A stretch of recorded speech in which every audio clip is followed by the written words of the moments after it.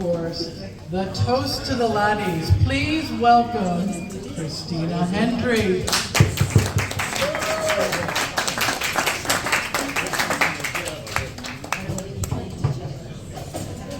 Firstly, thank you to Robert for your mostly kind words. We'll get back to you in a minute. So, unfortunately, it falls to me this evening to go to the show and talk about men.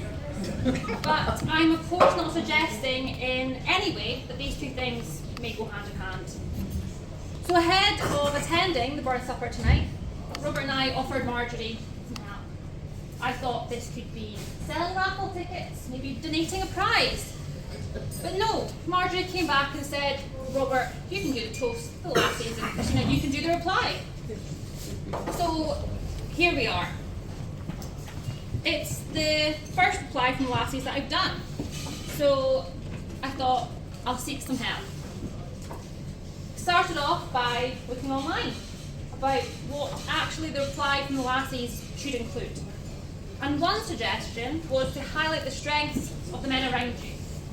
Unfortunately, that would be a very short speech tonight. I then sought the advice of my family. So we sat huddled in the kitchen. Me, my mum, my dad, and my brother. My mum was in her element. She gave me plenty of material. My brother looked quite aghast at times at what she was saying. But then he pointed out, growing up in the house, we had a sign on the wall that said, if we can send one man to the moon, why not send them all? So this is the household we grew up in. As Sigmund Freud once mused, what does a woman want? And it's well known that most men don't know what women want. Take Robert, for example. At one point, when filming with Robert and Callum from HQ that you might know, Callum told me to channel my inner anger. Think of a time that I'd really been quite angry. Robert chimed up and said, oh, I'm sure I've done that at some point. And then he told Callum about a time we'd had a heated discussion, and I said, do what you want. And Callum was shocked and said, I hope you didn't do what you wanted. Robert said, what? Of course I did. So at this point, Robert realised that possibly he had much to learn. But it's good, because the first step is acknowledgement. Now, I'm not going to pretend that women are always easy to understand. No, I'm fine usually means they're not. When asked when something's wrong, if they say nothing, usually means something. But regardless of this, sometimes men do get it right. Their support for women's rights, for one.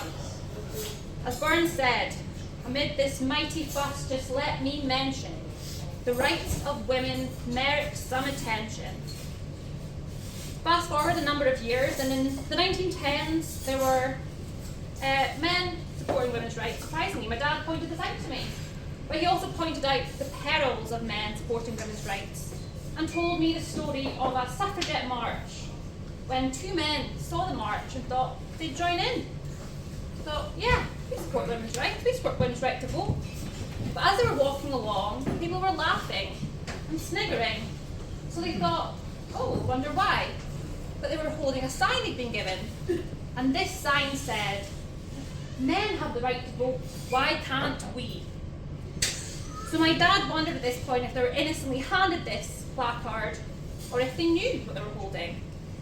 Fast forward another few years, and I'm glad that in this party, we have men who are strong supporters of women's rights. Penny and Neil, who spoke up many times in Parliament. This is possible because these men understand the strength of women. And we all know that behind every great man is a strong woman. But apart from Kenny's case, because we all know with Kenny, Susan's a close second to the number one woman in Kenny's life, that being Callan, his dog. On to Robert and his toast to the lassies. The sharp ones in the audience might have spotted Robert shares a name with our great Baird, and that is where the similarities end. Because one woman is most definitely enough for Robert. And he may be good with his words, but he's yet to write me a love poem. He also didn't grow up on a farm. I think the closest he's probably been was spending time in his friend's ranch in America, where he told me he got outsmarted by donkeys. In regards to Robert's speech, all I'll say is that I wasn't at the Burn Supper a couple of years ago where he delivered his first toast to Laddies. Had I been, he may well have remained single. He read his speech out to me this week, the one that I'd missed, and as he said, he described himself as not picky. And with lines like that, I am surprised he wasn't snapped up that evening. He also said he expected a woman to have dinner on the table at 6 p.m. and the woman could iron. Well, I'm far too busy with ALBA meetings to have dinner ready at such a time, and I don't even own an iron. So that scuppers any further comparisons to any former First Minister. But I'm afraid now that he's seen these qualities that I maybe don't hold, I'm afraid he's too scared to end the relationship. Since my mum said to his parents, if he hurts her, I'll kill him. And Robert's dad replied, not if I get there first. So it's a hard job being everyone's favourite, Robert, something you've yet to experience. He's known in my family as the nickname Robert Reed ALBA, as when Mum first met him, she saved him in her home with that. But despite his nickname and all the hard work he does and commitment to this party, the commitment is still to be questioned, and he does get some flack. He's been thought to be a Tory plant, a spy, someone who dresses suspiciously well, and that's just what Mum's got. But he's also been told he's too young, a propagandist, and a strapping young lad.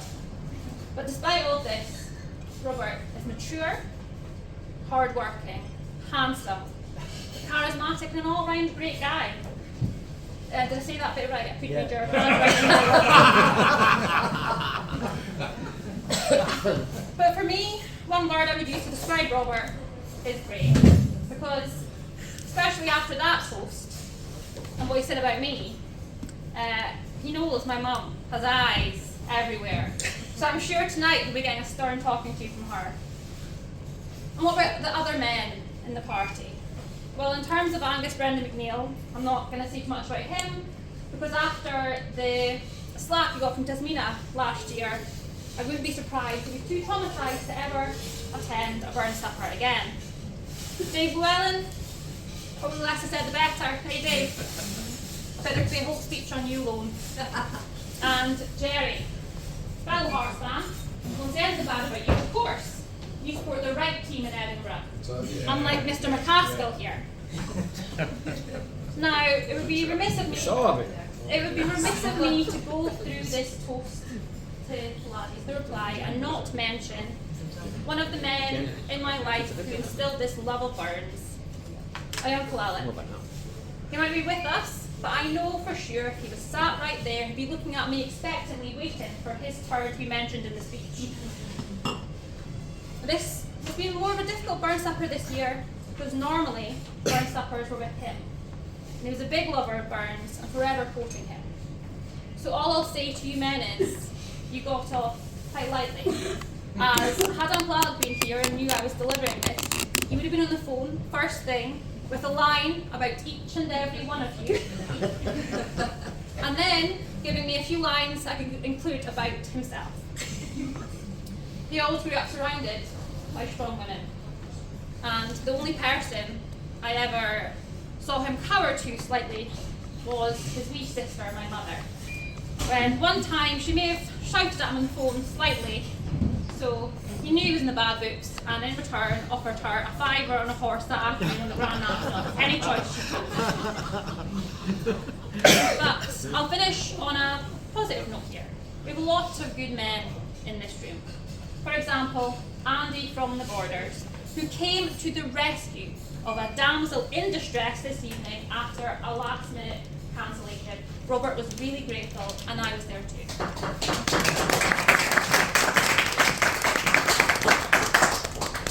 He gave us a lift up the road, but when When we arrived, Marjorie was very grateful to him, but did comment on his driving. All women do is complain. All he did, she said, was drive up the wrong way of the M8. Nothing much. But we did have a great chat in the car with Andy, and he offered some words of wisdom to Robert. Andy's view on women, where would we be without them? And you're completely right, Andy. Where would we be? Nowhere. Exactly, Marjorie, nowhere. But you men are all right too. So let's finish up by, ladies, raising our glasses and toasting to the laddies. To the laddies. Laddies. Laddies.